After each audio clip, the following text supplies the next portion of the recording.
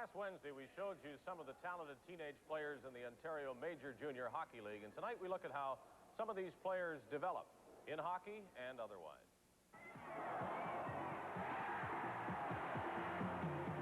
Traditionally, the Ontario Major Junior Hockey League has been the league that develops and grooms players for the National Hockey League.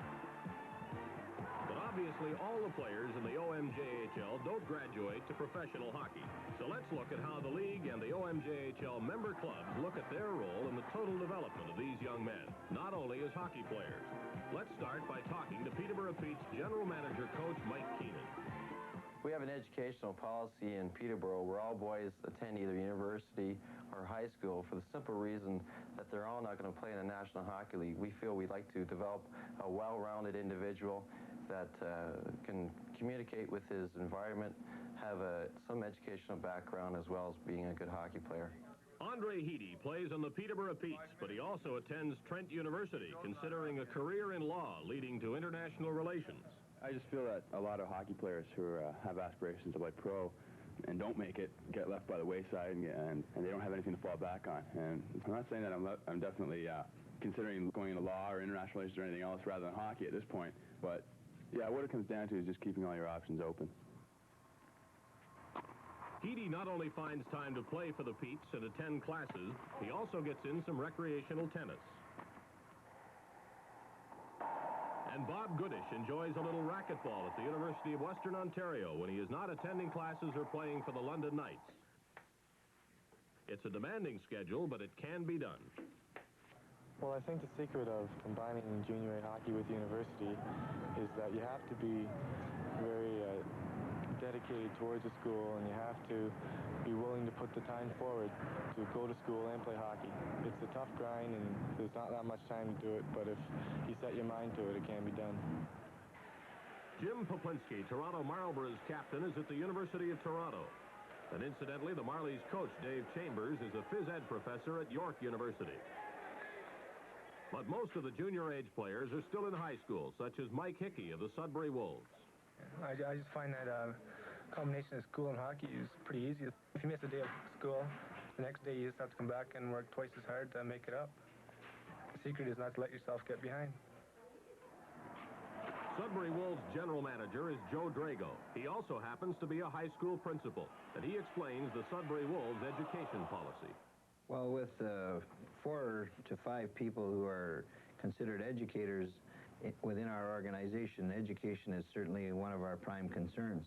A policy that our club has always had and will probably continue to have as long as we're in Major Junior A hockey is that for each year that a boy plays for the Sudbury Wolves Hockey Club, we will pay 1 year of equivalent tuition at any university of his choice.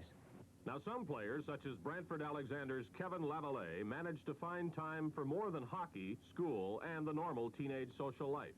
After school, one of the things I like to do is tinker around with cars. And a few times I bought old cars and I fixed them up and I sold them for a bit of a profit. And I enjoy it and it's relaxing. One way the league facilitates education is by scheduling as much as possible on weekends, keeping midweek travel to a minimum.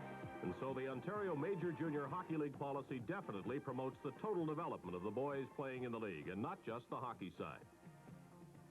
We wonder about the overall hockey education of players in the Ontario Major Junior Hockey League. Many of those players striving to improve in hopes of a professional career.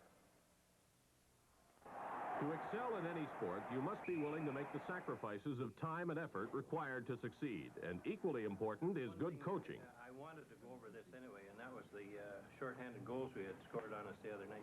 Bill Long is the Dean of Ontario Major Junior Hockey League coaches. Over his years in Niagara Falls, then Ottawa, and now London, he's sent many players to the NHL. So has Ottawa 67's coach Brian Kilrea, who told us what he feels he has to teach junior players. The thing that we work on mostly here is the skating, shooting, and passing. I think they're the most natural things to work on. Like some teams stress a little bit more in the checking department and the positional play. Like I like to see them skate, and like I believe that if they can skate, then they can go on to play National Hockey League, and so that's why we stress that a little bit more than anything else. Of course, skills are important, but so is conditioning as we watch members of the Kitchener Rangers in their training room. And these are the Sudbury Wolves, demonstrating that there are more ways to get conditioning in the arena than just on the ice.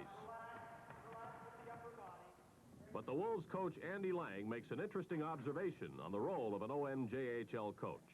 The most important thing that I've found here is taking 20 hockey players and instilling in them the attitude of being a team and playing as a team, because generally speaking, a boy who comes to you has been the top dog on his team, whether it be in midget, junior B, or tier 2 hockey, and he's been the big star. And here in Major A now you have to take all of those different types of players and different styles and mold them into a team and get each boy thinking about being a part of a team and adapting his abilities to, to suit the attitude of the team.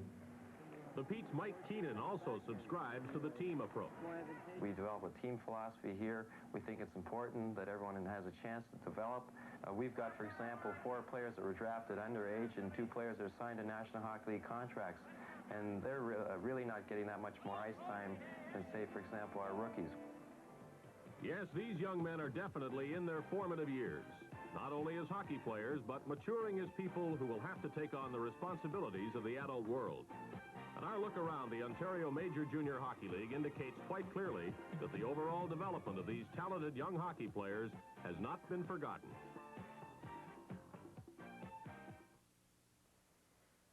Our thanks to Molson's for its involvement in junior hockey and for that film look at the OMJHL.